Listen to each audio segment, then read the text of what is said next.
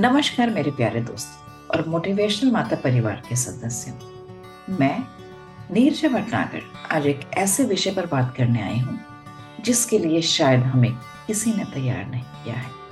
एक ऐसी सच्चाई जो जीवन के पड़ाव पर अचानक सामने आकर खड़ी होती है और हम अक्सर उसके लिए मानसिक रूप से तैयार नहीं होते। जी हाँ, आज हम बात करेंगे रिटायरमेंट के बाद इररिलेवेंट होने की। सोचिए, हमने पूरी जिंदगी मेहनत की, सुबह जल्दी उठना, काम पर जाना, प्रोजेक्ट्स पूरे करना, मीटिंग्स अटेंड करना, घर और दफ्तर की जिम्मेदारियां संभालना। हमारा एक रूटीन था, एक पहचान थी, एक पद था। हम किसी कंपनी के मैनेजर थे, किसी स्कूल के टीचर थे या किसी अस्पताल के डॉक्टर थे या किसी घर के ऐसे स्तंभ जिस पर पूरा परिवार निर्भर करता था। हमारी राय की कद्र होती थी, हमसे सलाह ली जाती थी, हमें लगता था कि हम महत्वपूर्ण हैं और वाकई हम थे भी। और फिर एक दिन आता है, रिटायरमेंट का दिन। लोग बधाई देते हैं, पार्टियां होती हैं, तोहफे मिलते हैं। शुरुआत में सब अच्छा लगता है।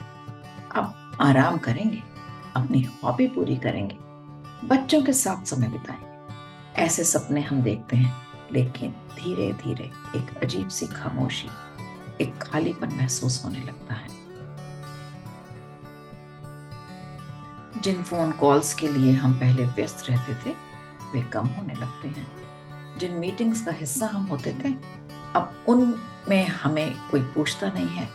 दफ्तर के सहकर्मी जिनके साथ रोज उठना बैठना होता था, वो धीरे धीरे संपर्क कम कर देते हैं। और घर पर भी बच्चे अपनी जिंदगी में व्यस्त होते हैं। हमें अचानक महसूस होने लगता है कि हमारी प्रोफेशनल आइडेंटिटी ही नहीं, बल्कि हमारी पहचान का एक बहुत बड़ा हिस्सा हमसे छिन गया है। और इस इररिलेवेंस का हमें एहसास कैसे होता है? चलिए इन बातों पे थोड़ा सा ध्यान देते हैं। जैसे पहले आपका फोन लगातार बजता रहता था, इनबॉक्स भरा रहता था, और अब एक सन्नाटा है। पहले आपके अनुभव और ज्ञान को महत्व दिया जाता था, अब शायद आपकी बात को कोई उतनी गंभीरता से लेता नहीं है।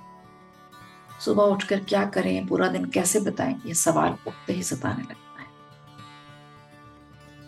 जब हमें लगता है कि हम किसी के लिए उपयोगी नहीं हैं, तो एक सेल्फ रिस्पेक्ट पर चोट पहुंचती है और परिवार के बीच रहते हुए भी एक इंटरनल लोनलीनेस, अकेलापन हमें घेर लेता है।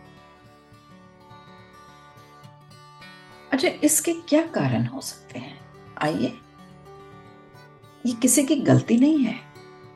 एक्चुअली अगर हम इसे समझें, ये सिचुएशंस किसी की भी गलती नहीं है, ना आपकी, ना आपके परिवार की, ना आपके दोस्तों की या मित्रों की। हमारे समाज में अक्सर हमारी पहचान हमारे काम से जुड़ जाती है, और जब काम चला जाता है तो पहचान भी धुंधली लगने लगती है। दफ्तर या काम की जगह सिर्फ काम करने की जगह नहीं होती, यह एक सोशल सेंटर भी बन जाता है। और रिटायरमेंट के बाद यह सेंटर खत्म हो जाता है। बच्चे और नई पीढ़ी अपनी दुनिया में व्यस्त होते हैं, उनकी प्राथमिकताएं अलग होती हैं, उनकी रुचियां अलग होती हैं, और कभी कभी हमें लगता है हम उनकी दुनिया का हिस्सा नहीं है। और सही बात यह है कि हम उनकी दुनिया का हिस्सा हैं भी नहीं। एक्चुअली फाइनेंशियल प्लानिंग तो रिटायरमेंट के बहुत करीब होती है, पर इमोशनल चेंजेस के लिए हमने खुद को तैयार नहीं किया होता। आप सिर्फ अपने पुराने पद या काम नहीं है, आप एक व्यक्ति हैं जिसके पास अनुभव है, ज्ञान है, भावनाएं हैं। अपनी पहचान को अपने अस्तित्व से जोड़ें, ना कि अपने कार्य से। हमेशा से जो कुछ करना चाहते थे लेकिन समय नहीं मिला था, अब वो करें। पेंटिंग, गार्डनिंग, म्यूजिक, राइटिंग और सोशल सर्विस, कुछ भी। ये आपको एक नया उद्देश्य देगा। पुरानी दोस्ती को मजबूत करें, नए दोस्त बनाएं, चाहे वे किसी क्लब में हो, मंदिर में हो या पार्क में। ऐसे लोग जो आपकी पुरानी स्थिति से प्रभावित ना हो। शायद आप किसी छोटे समूह को पढ़ा सकते हैं, किसी को मेंटर कर सकते हैं। आपके अनुभव अमूल्य हैं, उन्हें साझा करिए। आपको फिर से रेलेवेंट होना का एक फील कराएगा। स्मार्टफोन, इंटरनेट, सोशल मीडिया, ये आपको दुनिया से जोड़ कर रख सकते हैं, अपने परिवार से, पुराने मित्रों से जुड़ने का ये एक अच्छा तरीका है।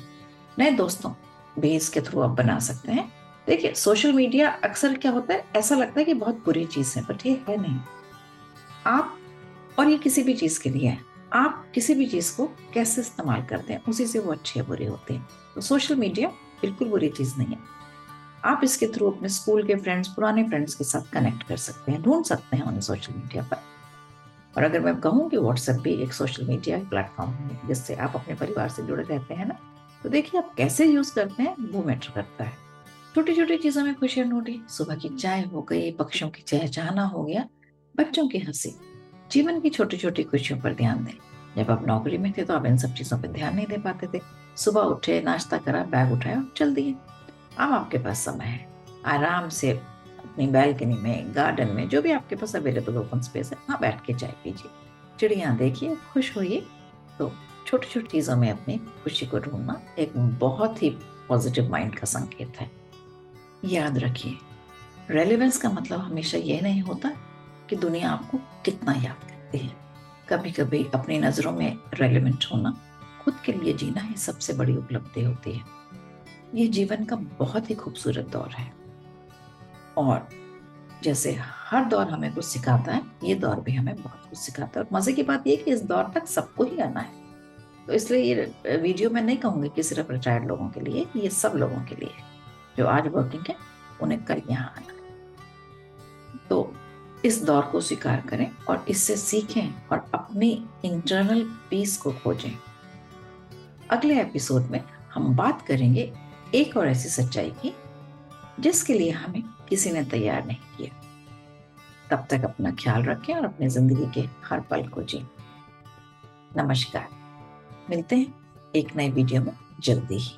और हाँ, अगर आपने अभी तक मोटिवेशनल माता को सब्सक्राइब नहीं किया है तो प्लीज करिए, because your support matters a lot to us. नमस्कार।